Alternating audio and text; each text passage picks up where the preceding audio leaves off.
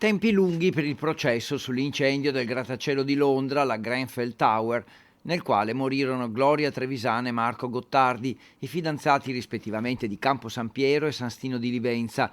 I due giovani, all'epoca Gloria aveva 26 anni, Marco 27, vivevano nella capitale londinese dove lavoravano come architetti fino a quel tragico 14 giugno del 2017. Il processo, si diceva, che dovrà accertare le eventuali responsabilità penali, secondo la documentazione legale in mano alle famiglie, potrebbe iniziare solo nel 2025.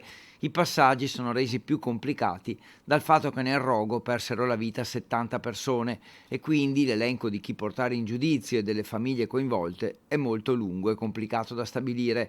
In sostanza, a quanto pare, il 2023 sarà l'anno della verifica degli atti dell'indagine da parte della polizia e il 2024 quello dell'analisi delle prove e della preparazione della lista delle persone coinvolte da parte dei magistrati londinesi.